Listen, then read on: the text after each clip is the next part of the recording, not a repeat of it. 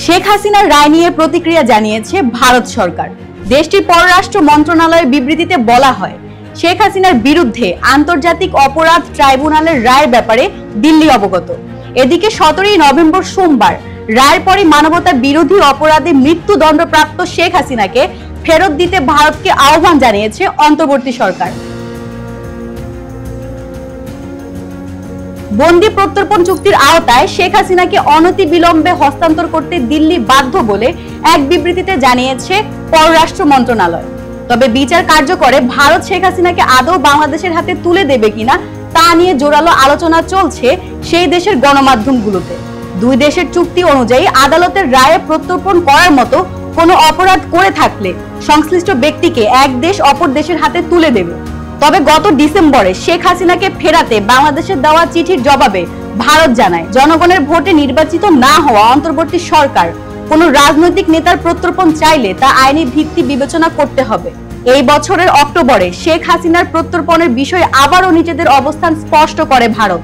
দেশটির পররাষ্ট্র সচিব বিক্রম মিস্ত্রি জানান, এটির সঙ্গে আইনি বিষয় জড়িয়ে আছে বলে উভয় দেশের মধ্যে তা নিয়ে আলোচনা ও পরামর্শের প্রয়োজন।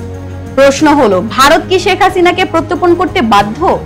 বিশেষজ্ঞদের বরাত দিয়ে আনন্দবাজার বলছে, বন্দি প্রত্যর্পণ চুক্তির মধ্যে থাকা বেশ কয়েকটি শর্তের জন্যই ভারত শেখ হাসিনাকে ফেরাতে বাধ্য নয়। এ বিষয়ে রবীন্দ্র ভারতী বিশ্ববিদ্যালয়ের রাষ্ট্রবিজ্ঞানের অধ্যাপক সব্যসাচী বসু রায় চৌধুরী বলেন, ভারত ও বাংলাদেশের মধ্যে বন্দি প্রত্যর্পণ চুক্তি রয়েছে, কিন্তু সোমবারের রায়ের পর বাংলাদেশের হাসিনার প্রাণ সংশয়ের সম্ভাবনা রয়েছে। তাই ওই চুক্তিতে থাকা নিয়ম অনুসারে ভারত হাসিনাকে বাংলাদেশে প্রত্যর্পণ করতে বাধ্য নয়। আইনগত দিক ব্যাখ্যা করে কলকাতা হাইকোর্টের আইনজীবী অরিন্দম দাস আনন্দবাজারকে বলেন, ট্রাইব্যুনালের রায়ের প্রতিলিপি পাঠানো হলেও ভারত তা মানতে বাধ্য নয়। কেননা আন্তর্জাতিক মানবাধিকারের আইন অনুযায়ী যদি কোনো দেশে কারো জীবনের ঝুঁকি থাকে তবে সংশ্লিষ্ট ব্যক্তিকে আশ্রয় দেওয়া দেশ তাকে ফেরত পাঠাতে বাধ্য নয়। শেখ হাসিনার ক্ষেত্রেও এই আইনের কথা তুলে ধরতে পারে ভারত। 2013 সালে বাংলাদেশ ও ভারতের মধ্যে প্রত্যর্পণ সংক্রান্ত চুক্তি স্বাক্ষরিত হয়। সেই চুক্তিতে বলা হয়েছিল, আদালতের রায়ে প্রত্যর্পণ করার মতো অপরাধ করে থাকলে সংশ্লিষ্ট ব্যক্তিকে এক দেশ অপর দেশের হাতে তুলে দেবে।